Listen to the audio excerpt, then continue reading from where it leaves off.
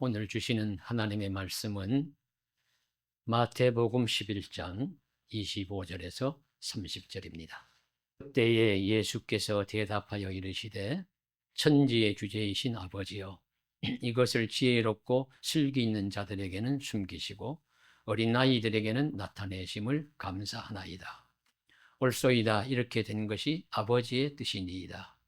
내 아버지께서 모든 것을 내게 주셨으니 아버지 외에는 아들을 아는 자가 없고 아들과 또 아들의 소원대로 계시를 받는 자 외에는 아버지를 아는 자가 없느니라.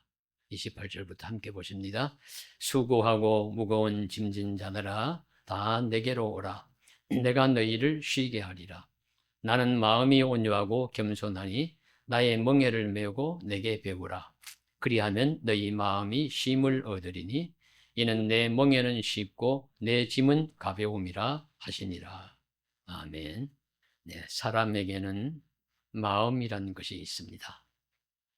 마음의 뜻을 찾아보니까 사람이 본래 가진 성품을 의미하기도 하고요. 생각과 감정을 느끼는 자궁이라고 설명하기도 하고요. 정신이 자리 잡은 공간이라고 보기도 합니다.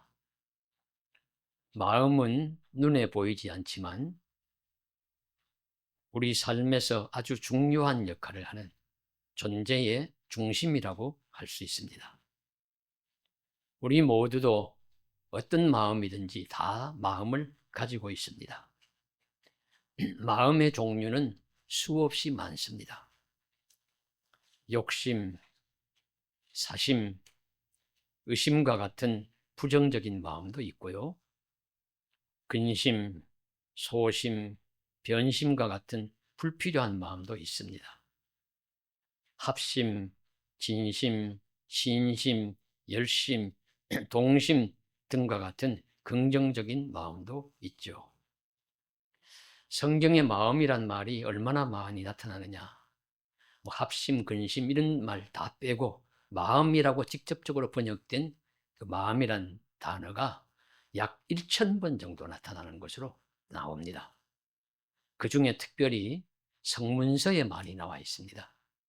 욥기, 시편, 잠언, 전도서, 아가서인 성문서에 많이 나타나는데 우리 욥기의 40회, 시편의 112회, 잠언의 95회나 나옵니다. 선지서 중에서는 눈물의 선지자인 예레미야서, 또 성전의 선지자인 에스겔서 등에 많이 나옵니다. 그 중에 잠언 27장 19절에 보시면 불에 비치면 얼굴이 서로 같은 것 같이 사람의 마음도 서로 비치느니라 이렇게 말씀하시므로 마음이 거울과 같다 하는 것을 가르쳐 주시기도 하고요. 예레미야는 만물보다 심히 부패하는 것은 마음이라 누가 능히 이를 알리오마는 이렇게 하시므로 세상 만물 중에도 가장 부패한 것이 사람의 마음이다 라는 것을 강조하기도 합니다. 사도행전에서는 바울의 설교 중에 하나님이 다윗을 왕으로 세우시고 증언하여 이르시되 내가 이새의 아들 다윗을 만나니 내 마음에 맞는 사람이라 내 뜻을 다 이루리라 하시더니, 이 말씀으로 볼 때 하나님도 마음에 맞는 사람을 찾으시고 마음에 맞는 사람에게 힘을 주시고 마음에 맞는 사람에게 기대를 거신다 하시는 것을 알 수가 있습니다. 이처럼 마음이 중요한데요. 그러면 하나님의 아들이신 예수님의 마음은 어떠하실까요? 오늘 말씀을 통해서, 본문을 통해서 예수님의 마음을 엿볼 수 있기를 바랍니다. 오늘 말씀에 나타난 주님의 마음은 무엇보다도 감사하는 마음입니다. 25절은 주님의 기도라고 할 수 있습니다. 여기서 분명히 예수님은 무엇을 감사하나이다 라고 기도하십니다. 주님이 무엇을 감사하십니까? 자, 25절을 보시면요. 천지의 주제이신 아버지여. 부름이죠. 예수님, 하나님을 부르는 것입니다. 하늘과 땅의 주관자이신 아버지 하나님, 하늘과 땅의 주인이신 하나님 아버지, 이렇게 이제 먼저 부르면서 기도합니다. 하나님 아버지여, 이것이 무엇일까요? 이것은 주님이 전파하는 복음을 의미합니다. 주님이 전파하시는 천국의 비밀, 그리고 이 세상에 나타나는 복음의 비밀, 이 복음의 비밀을, 이것을 지혜롭고 슬기 있는 자들에게는 숨기시고, 지혜롭고 슬기 있는 자들은 누구를 의미하느냐 하면 당시에 바리새인, 사두개인, 서기관과 같은 세상 학문이 높고 신앙적 자만심이 가득한 사람들을 의미해요. 그래서 학문이 높지만은 마음이 가난하면 별 문제가 없는데, 학문도 높고 그리고 마음이 높아 자만심이 가득해서 말씀을 무시하고 다른 사람을 무시하는 사람들, 그런 사람들을 지혜롭고 슬기 있는 자들이라고 표현한 것입니다.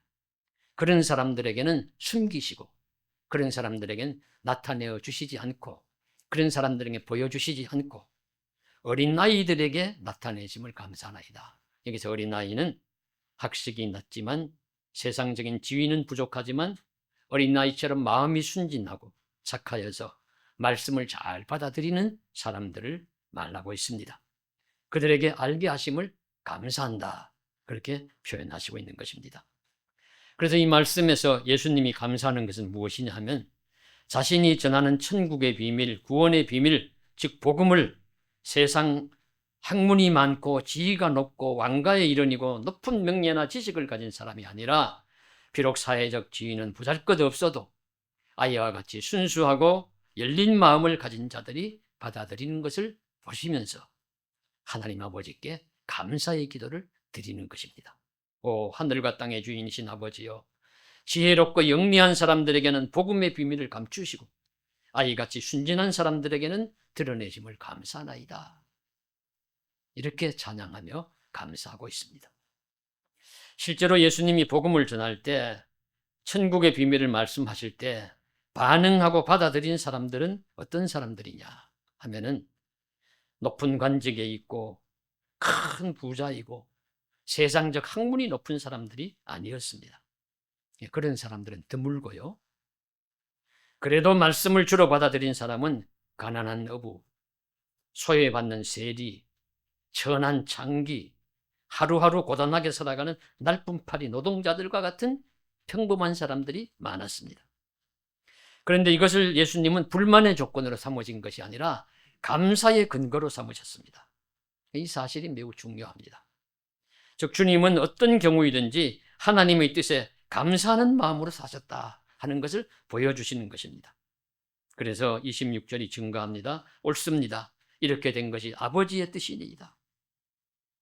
하나님의 뜻이로 되는 것은 무엇이든지 주님은 감사하는 마음이 가득한 거예요.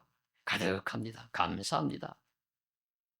그래서 예수님은 수많은 군중들을 앞에 두고서 음식이 얼마나 있느냐, 제자들이 가져오고 찾아온 것이 겨우 어린아이의 점심 떡 5덩이, 물고기 2마리 밖에 없었어요. 아이고 이까짓 거 가지고 누구 입에 붙이겠느냐, 치워라, 이렇게 말씀하신 것이 아니라, 말씀을 보시면 하늘을 우러러 축사하시고 하늘을 우러러 기부 생스, 감사하시고 그 떡을 나누어 주시니까, 떼어 주시니까 5,000명이 먹고 12광주리가 남았다. 이런 놀라운 역사가 일어났으므로 이런 오병이어의 기적의 역사도 주님의 감사로부터 시작되었음을 가르쳐 주십니다. 그래서 예수님의 마음은 감사함으로 가득 차 있습니다. 연세대 김주한 교수님의 이런 글을 하나 보았는데요. 심장박동과 감정 사이에 밀접한 관련성에 주목한 학자들이 심장박동수를 가장 이상적으로 유지시켜주는 긍정적인 정서가 무엇인지를 찾아보기 시작했답니다. 그래서 피험자들에게 즐거운 일을 상상하도록 하기도 했고, 마음을 차분히 가라앉히는 명상을 시키기도 했고, 아무 생각도 없이 편안하게 쉬는 상태를 유지하기도 했습니다. 그런데 모든 방법으로 테스트해 본 결과 심장박동수를 가장 이상적으로 유지시켜주는 것은 감사하는 마음이라는 것이 밝혀졌답니다. 보통 성인의 심장박동수는 1분에 70번을 기준으로 미세하게 변화하는데, 분노나 좌절감, 등 부정적 감정을 느낄 때는 매우 불규칙하게 변화하지만 삶에서 감사한 일들을 생각하고 감사한 마음을 느끼기 시작하니까 매우 규칙적으로 변화되라는 겁니다. 그래서 감사하는 마음을 건강에도 큰 도움이 된다 하는 것이 과학적으로 증명이 되었다는 이야기예요. 다른 말이 아니라. 그래서 심장의 리듬이 가장 정상적인 상태를 유지하는 것이 감사하는 마음이 있을 때, 그래서 감사는 과학이다 라고 주장을 하면서 자신의 건강을 위해서도 감사하는 삶을 사는 것이 좋다, 그렇게 권면하는 것입니다. 이미 성경에서는 우리에게 항상 기뻐하라, 쉬지 말고 기도하라, 범사에 감사하라, 이는 그리스도 예수 안에서 너희를 향하신 하나님의 뜻이니라고 말씀하시면서 모든 일에 감사할 것을 가르쳐 주셨습니다. 강조하셨습니다. 물론 좋은 일, 덕이 되는 일에 감사할 수 있지만 힘들고 어려운 일에도 감사해야 합니다. 그래서 우리는 범사에 감사하는 법을 배워야 합니다. 심지어 인생의 바닥에 내려가도 감사해야 합니다. 우리가 바닥에 내려가면 아이고 나는 바닥 쳤어, 내 인생 괴롭고 내 인생 더 내려갈 것도 없고 원망스럽고 이런 괴로운 세상에 더 살아서 무엇할까 하면서 괴로워하지만 어떤 시인은 바닥도 감사의 존재다, 그렇게 이야기를 합니다. 끝없는 끝이 바닥이 없다면 어디겠느냐 하면서 바닥은 원망과 부정의 존재가 아니라 감사의 존재다. 바닥은 그냥 딛고 일어서면 된다. 어렵게 생각하지 마시오. 희망을 잃지 마시오. 라고 말하고 있습니다. 성도 여러분, 예수님께서도 당시에 잘나고 화려한 사람들만이 아니라 가난하고 약하지만 어린아이같이 순수한 마음으로 복음을 받아들이는 사람을 보면서 하나님께 감사하신 것처럼 우리도 하나님의 뜻을 이루는 어떤 일이라도 받아들이는 감사하는 마음을 가질 수 있기를 소원합니다. 감사로 제사를 드린 자가 하나님을 영화롭게 한다고 말씀하십니다. 예수님처럼 범사에 감사하는 마음으로 살아가는 저와 여러분 되시기를 주님의 이름으로 축복합니다. 둘째로 예수님의 마음은 온유하고 겸손한 마음입니다. 예수님이 자신을 그렇게 표현하셨어요. 오늘 말씀 보시면 나는 마음이 온유하고 겸손하니. 만일에 이 말을 보통 일반 사람들이 한 말이라면 우린 의문을 가질 수 있습니다. 자기가 자기를 얼마나 잘 알아서 그렇게 말하냐. 누군가가요, 어떤 사람이 나는 태평양처럼 마음이 넓어. 그러면 그렇다고 그 사람 마음이 태평양처럼 넓습니까? 그렇지 않죠. 다른 사람들이 보고 하나님이 볼 때도 정말로 넓어야 넓은 것입니다. 사람은 말은 그렇게 할 수 있지만 실제는 그렇게 살아갈 수 없는 경우가 많아요. 그러나 예수님은 하나님이십니다. 전지전능하신 분이시니까 자기 모순이 없으세요. 말씀하시면 말씀하신 대로 되고 말씀하시면 말씀하신 그대로 이루어지는 것이 진리입니다.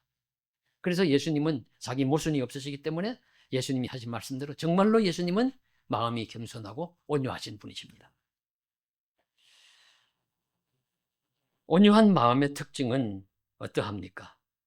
온유함은 모든 사람이 좋아하는 성품이고 마음입니다. 우리가 영화나 드라마에서 보면요, 난폭하고 매섭고 거칠고 그런 사람들이 활약하는 것을 보고 좋아합니다. 미국 영화의 람보나 터미네이터나 우리나라의 마동석 같은 그런 인물이 나와서 막 활약하면은 박수를 치면서 쾌감을 느끼는데, 그러나 그런 사람들하고 살아가는 걸 좋아하는 사람은 없어요. 보는 건 좋아할지 몰라도. 다 사람은 누구나 이해심 많고 친절하고 온유한 사람과 함께 하고 싶어 합니다. 성경에 사용된 온유함이란 말의 뜻을 직역을 하면 통제된 힘이란 의미가 있습니다. 온유함이란 헬라어 프라우테스는 길들여진 야생마를 의미할 때 사용한다고 해요. 본래는 힘이 펄펄 넘칩니다. 그런데 주인을 위해서 그 힘을 사용할 때는 강력하게 발휘를 하지만 평소에는 양처럼 순합니다. 길들여져 있기 때문입니다. 훌륭한 말은 놀라운 에너지를 가지고 있지만 그것은 통제될 수가 있고 그래서 주인을 위해서 유용하게 사용될 수 있습니다. 그러므로 온유하다는 것은 약하고 무기력한 것이 아닙니다. 힘이 펄펄 넘치지만 그 힘을 써야 할 때를 가져서 쓰고 다른 모든 순간에는 한없이 너그러운 자세를 하고 있습니다. 바로 성경에 직접적으로 온유하다고 표현된 두 사람이 있는데 누구냐면 모세와 예수님입니다. 모세는 이 사람 모세의 온유함이 지면의 모든 사람보다 더하더라. 민수기 12장 3절에 말씀하신 것처럼 온유한 사람이었습니다. 그렇다고 모세가 약한 사람이 아니죠. 60만 이스라엘 백성을 출애굽을 시키고 그 수많은 고난과 험악한 환경을 이겨내고 하나님의 기적을 많이 몸으로 나타내면서 강력한 카리스마로 백성을 가나안 땅으로 인도했던 그 인물이 바로 모세입니다. 그러나 그는 이렇게 강력하지만 내면적으로 강력한 것이고 겉으로는 한없이 온유한 면도 있었습니다. 아론과 미리암이 자기를 비난할 때 아무 말도 하지 않고 참고 인내하는 것을 보여주시면서 하신 말씀이었어요. 예수님도 그렇습니다. 평소에는 너무 온유하신 분입니다. 참으로 온유하신 양처럼 온유하신 분입니다. 성령의 열매 8번째가 또한 온유함입니다. 바울은 빌립보 성도들에게 너희 관용을, 너희 온유함을 모든 사람에게 알게 하라고 권면했습니다. 사람들은 온유한 사람을 좋아하신다는 사실을 잊지 마십시오. 온유함은 그러면 어떤 때 잘 드러나느냐? 그것은 다른 사람들에 대한 나의 반응으로 잘 나타납니다. 이런 반응을 잘함으로 우리도 온유함을, 관용을 모든 사람에게 나타낼 수 있기를 바랍니다. 온유함은 다른 사람의 일이나 태도에 대해서 이해를 잘하고 다른 어떤 것을 잘 요구하지 않는 마음입니다. 빌립보서 2장 4절에서 각각 자기 일을 돌아볼 뿐더러 또한 다른 사람들의 일을 돌아보라고 말씀하십니다. 우리는 생활하면서 우리를 섬기는 사람들을 만납니다. 식당에서 일하는 사람들, 가게의 점원들, 비서들, 관공서의 직원들, 병원의 직원들, 은행원들 등등의 사람들을 만날 때 과연 나는 어떻게 그들을 대하느냐. 이제 여기에서 온유함의 태도가 드러나는 것이죠. 마치 기계의 한 부분처럼 무심하고 비인간적으로 대하지는 않습니까? 그들도 힘든 하루를 보내는 누군가의 소중한 가족이라는 사실을 인식해야 합니다. 온유한 사람은 자신을 섬기는 이와 같은 사람들을 이해하려고 노력합니다. 온유함은 그들을 먼저 이해하고 특별한 요구를 해서 그들을 불편하게 하거나 괴롭히지 않는 마음을 가르쳐 주시고 있습니다. 그리고 온유한 사람은 은혜를 베풀지만 이웃을 함부로 판단하지 않습니다. 누군가 나를 실망시킬 때가 있습니다. 그럴지라도 그 사람에게 은혜를 베풀고 판단하지 않는 것이 좋습니다. 갈라디아서 6장 1절에 사람이 무슨 범죄한 일이 드러나거든 신령한 너희는 온유한 심령으로 그러한 자를 바로잡고 내 자신을 돌아보아 너도 시험을 받을까 두려워하라고 가르칩니다. 이 구절에서 바울이 언급한 시험은 판단하려는 자세, 즉 상대방보다 내가 더 거룩하다는 마음이 드는 것과 같은 유혹을 의미합니다. 그래서 우리가 어떤 약한 사람들, 범죄한 사람들 만나면 그들에게 충고를 하면서 나는 너보다 나아, 나는 너보다 잘났어, 이런 마음이 자기도 모르게 들잖아요. 그거 조심해야 된다는 것이죠. 그때 마귀 사탄이 틈탈 수 있습니다. 틈타서 너 교만하게 만들어가지고 우리를 넘어뜨리는 그런 역할을 하는 것입니다. 자신도 모르게 남을 판단하는 순간에 약한 부분이 마귀 사탄에 공격당할 빌미를 주는 것입니다. 그래서 내가 성령의 사람이 되는 것이 아니라 자신도 모르게 사탄의 사람이 될 위험성이 있습니다. 그러므로 될 수 있는 한 이웃에게 은혜를 베풀고 함부로 판단하지 않기를 바랍니다. 나 자신을 사탄의 공격으로부터 지키며 성령의 열매이면서 예수님의 마음인 온유함을 유지할 수 있어야 할 것이기 때문입니다.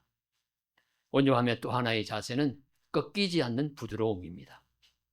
나와 생각이 다른 사람이 있을 때도 꺾이지 않는 부드러운 마음을 가져야 합니다. 나와 다른 사람이 마음이 같을 수가 없어요. 백인백색입니다. 서로 마음들이 많이 다릅니다. 많이 다르죠?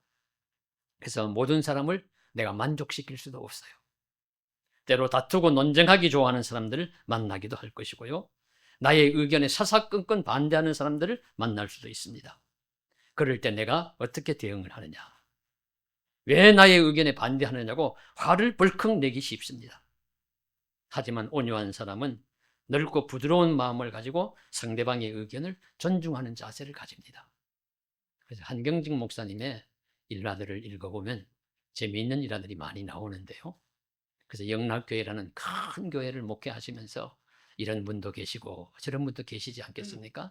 그래서 회의를 할 때면 사사건건 시비를 하기도 하고 어려운 질문을 하기도 할 때 그런 부분이 하는 이야기들을 무슨 그런 소리를 하느냐고, 엉뚱한 소리 하지 말라고, 틀렸어 당신, 이렇게 얘기하신 적이 없대요. 예, 들어보니까 일리 있는 말씀입니다. 좀 더 생각해 보십시다. 이렇게 이제 이야기하면서 지나갔다고 하는 그런 일화가 있는데, 예, 온유한 분이십니다. 잠언 15장 1절에 유순한 대답은 분노를 쉬게 하여도 과격한 말은 노를 격동하느니라고 말씀하시고 있습니다. 상대의 거친 공격에도 불구하고 내가 유순하고 온유하게 대응할 수 있다면 덕을 이룰 수 있을 것입니다. 온유함은 자신과 다른 의견을 기꺼이 받아들일 수 있는 능력입니다. 이와 같이 우리는 온유함을 모든 사람에게 보여줄 필요가 있습니다. 이는 그리스도 예수의 마음이니까요. 우리가 예수님의 마음을 나타내므로 우리가 예수쟁이 크리스천의 사실을 증거할 수 있는 것입니다. 우리 모두 좀 더 온유하고 겸손한 사람이 되어 그리스도의 향기를 풍기는 성도들이 될 수 있기를 주님의 이름으로 간절히 축복합니다. 셋째로, 예수님은 세상에 힘들고 어려운 사람들을 초대하는 아름다운 넓은 마음을 가진 분입니다. 마음이 온유하고 겸손한 예수님은 수고하고 무거운 짐진 자들을 초대합니다. 내게로 오라고 하십니다. 예수는 무거운 짐을 지고 허덕이는 사람들을 초청하시는 아름다운 마음을 가지셨습니다. 예수님은 선지자 이사야 초청처럼요, 이사야 55장 1절에 보시면 오라, 너희 모든 목마른 자들아 물러나오라, 돈 없는 자도 오라, 너희는 와서 사 먹되 돈 없이 값 없이 와서 포도주와 젖을 사라고 선지자는 불렀습니다. 이처럼 조건 없는 초대를 예수님도 하시는 것입니다. 주님은 세상의 모든 수고와 무거운 짐을 진 사람들을 향하여 부르시고 계십니다. 그러면 예수님 당시에 일반적인 유대인들의 상황이 어떠하냐? 예수님은 어떤 사람들이 무거운 짐을 지고 있고 수고하고 살아가느냐? 그렇게 그들을 부르셨을까? 그래 볼 때에요, 대부분의 유대인은 두 개의 큰 짐을 지고 살아가는데요. 하나는 율법과 전통을 지켜야 한다는 종교적인 규례라는 무거운 짐이었습니다. 그들은 안식일 준수법을 비롯한 수많은 유대 종교적인 규례가 부과한 짐을 지고 허덕이면서 살아갑니다. 안식일에는요, 일정한 거리 이상을 이동도 하지 못합니다. 집안에 불도 피우지 못합니다. 이발도 하지 못해요. 심지어 오늘날 같으면 엘리베이터도 타지 못합니다. 당시에 많은 율법의 항목과 전통을 지키지 못하면 당연히 죄책감에 시달리고 이웃의 비난과 손가락질을 받습니다. 누구도 다 지킬 수 없는, 잘 지킬 수 없는 율법과 전통의 짐을 지고서 눌리어서 살아가는 것이 당시 유대인들의 허덕이는 삶의 모습이었습니다. 그리고 또 하나는 실제로 정치, 경제적인 피폐한 삶을 살아가야 하는 무거운 짐이었습니다. 로마 제국의 가혹한 세금으로 다수의 국민들은 가난하고 피폐했습니다. 헤롯 왕국의 불안한 통치 속에서 그들은 허덕이면서 착취를 당하며 살아야 했습니다. 거기다가 성전 권력자들의 제사장들의 삶도 부패했죠. 요직인 대제사장직을 안나스 가문과 가야바가 독식을 다 차지하고 그들은 종교 권력으로 사치를 누리면서 많은 일반 백성들의 성전세를 거두고 많은 재물을 강요하면서 그들은 자기 화려함을 누렸습니다. 일반 백성들의 삶은 고통스러웠습니다.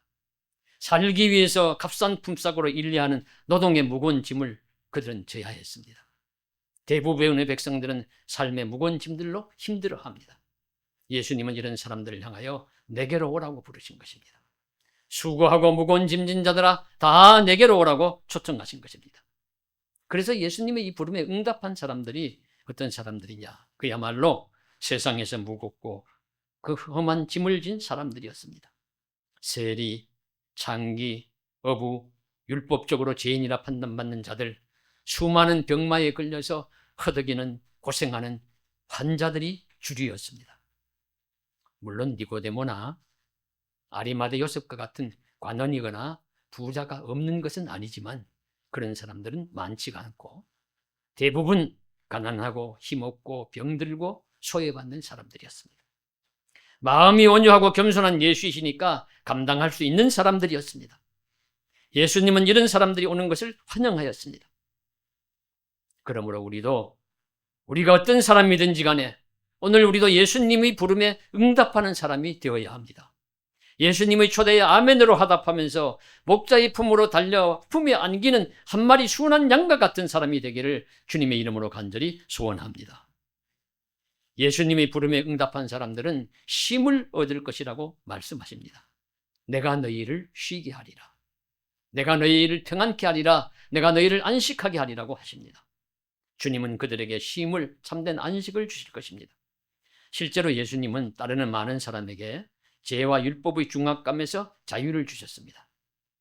죄 문제를 해결해 주시니까 많은 세리와 죄인들이 마음의 평안을 누렸습니다. 상처난 창기들의 마음에도 치유와 평강을 주셨습니다. 고기 잡는 어부들의 삶에 사람을 낚는 사명을 주심으로써 그들에게 새로운 소망을 있게 하여 주셨습니다. 병자들의 병을 고쳐주심으로써 새 생명에 대한 힘과 활력을 주었습니다. 주님께 온 사람들은 죄와 허물로 허덕이던 삶의 빛이 비침으로 하나님과 관계가 회복되고 마음의 평안을 찾게 되었습니다. 이 모든 것이 누구든지 예수님의 부름에 따라 예수께로 감으로써 쉼을 얻고 안식과 평강을 누리는 삶을 찾았다는 증거입니다. 그러므로 예수께로 가면 모든 사람이 쉼과 평안을 얻을 수가 있습니다. 이는 내 멍에는 쉽고 내 짐은 가벼움이라 하시니라. 이 말씀에 예수를 따르는 자가 쉼을 얻으며 평안을 누리는 비밀이 숨어 있죠.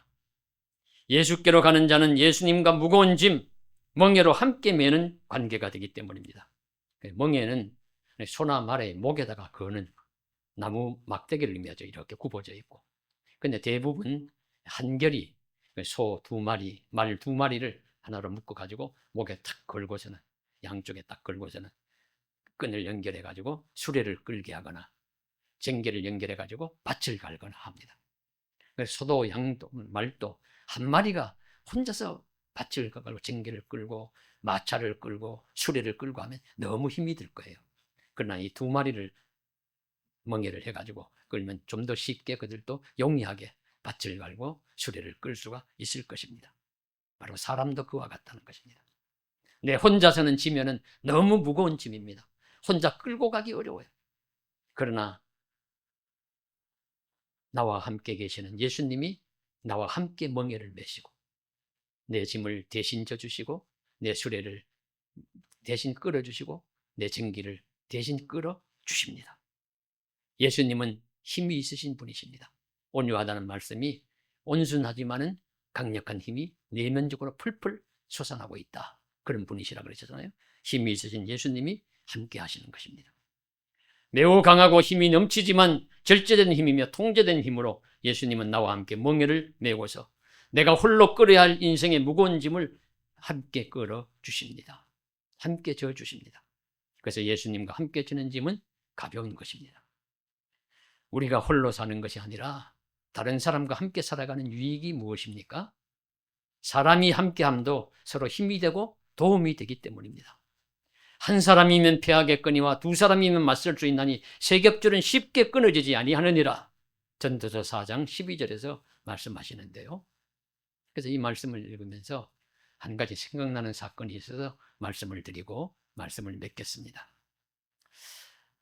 제가 어릴 적 살던 동네 시골집에 이렇게 신장로가 있으면 신장로에서 한참 골목을 따라 구불구불 들어와가지고 저희 이제 우물 앞집에 저희가 살고 있었는데 저희 집과 좀 대각선 쪽으로 맞은편에 물론 문이 이렇게 서로 맞보고 있는 것이 아닙니다. 이쪽으로 이렇게 들어가고 저희들은 이쪽이고 그런데 그 집에 사시는 이제 어른이 있으신데 그분은 참 평소에는 참 사람이 좋으신데요. 그저 술을 너무 좋아하시고 그러셨어요. 그리고 이제 다리에 장애가 있으셨어요. 다리를 저시고 계시면서 그래서 저녁 때만 되면은 동네가 떠들썩하게 소리를 지르면서 고함을 치면서 이렇게 오십니다. 오시는데 이 집에는 아들들이, 자녀들이 많았어요. 이미 장성한 자녀들이 많이 있는 그런 분이셨는데, 그래 오면은 틀림없이 그분이 소리를 지르고 동네를 들어다가 사람들과 만나서 싸움이 붙습니다. 이 싸움이 붙으면 소리를 지르고 나면 어린 저는 아무개 아저씨가 오시는갑다. 얼른 나가보자. 구경하러 나가는 거예요. 구경하러 나가면 싸움이 붙어가지고 뭐 치고받고 싸우는 것이 아니고 주로 보면 멱살잡이를 합니다. 멱살잡이를 하면서 소리를 지르고 하면은 이분이 다리가 불편하시기 때문에 대부분 밑에 깔려요. 그러면 제가 볼 때 마음이 안 됐어요. 어린 제가, 소년이었던 제가 보면 아이고 저 아들들인 형들이 빨리 와가지고 좀 도와주면 좋겠는데, 이런 마음을 먹으면 꼭 그런 것은 아니지만 아들들이 소문을 듣고 달려와가지고 몇 사람이 달려가지고 우르르 달려오면은 그 함께 싸우던 사람이 겁을 먹고서는 툭툭 털고서는 얼른 도망을 갑니다. 그걸 보면서 아들들도 저렇게 함께 하면은 큰 힘이 되는구나 하는 것을 알 수가 있는 것이죠. 사람도 이렇게 한 사람보다 두 사람이 낫고 두 사람보다 세 겹줄은 쉽게 끊어지지 않는다고 말씀하시는데, 우리와 함께 하시는 하나님, 나와 함께 하시는 예수님은 얼마나 강력한 우주의 주인이시며 온 세상 만물의 주관자이십니까? 그분이 나와 함께 하시면서 나의 어려운 모든 짐을 대신 짊어져 주시고 함께 져 주시면서 우리의 인생길을 걸어가신다고 말씀하시고 있습니다. 그래서 예수와 함께하면 우리는 무엇이든지 이기고 극복할 수 있다는 진실을 믿으십시오. 그분은 마음이 온유하고 겸손한 분입니다. 마음이 아름다운 그분께 오는 자들을 예수는 결코 외면하거나 물리치지 아니하십니다. 맞아주시고 안아주시고 함께 멍에를 짊어지시고 함께 내 짐을 이끌어 주십니다. 그분 앞으로 나아가십시다. 그분의 부름에 응답하십시다. 그리하여 참 생명을 얻고 참된 안식과 쉼을 얻는 은혜를 누리는 복된 저와 여러분 되시기를 주님의 이름으로 간절히 축복합니다. 기도드리겠습니다. 사랑하는 하나님 아버지, 수고하고 무거운 짐진 자들 다 내게로 오라고 부르셨습니다. 나는 마음이 온유하고 겸손하니 내 멍에는 쉽고 가볍다고 말씀하십니다. 그리고 복음의 비밀, 천국의 비밀, 구원의 비밀을 지혜롭고 슬기 있는 자들 당시에 그저 권력이 높고 교만한 자들에게 보여주시고 알게 하시는 것이 아니라 오히려 연약한 무지하고 어린아이와 같은 자들에게, 순진하게 말씀을 잘 듣고 받아들이는 자들에게 가르쳐 주심을 감사하신다고 표현하셨습니다. 이런 말씀들을 보면서 예수님은 결코 나의 편이 되실 수 있는 분이라는 사실을 깨닫습니다. 나는 약하고 무지하고 심히 어리석기 때문입니다. 그러나 하나님은 우리에게 다가오셔서 나의 편이 되어주시고 나를 도와주실 줄로 믿습니다. 주님의 멍에를 함께 짊어지고 메고 어려운 밭도, 어려운 세상 모든 수레들도 잘 끌고 나아가는 믿음의 사람들이 다 되게 하여 주시옵소서. 예수 그리스도의 이름으로 기도드리옵나이다. 아멘.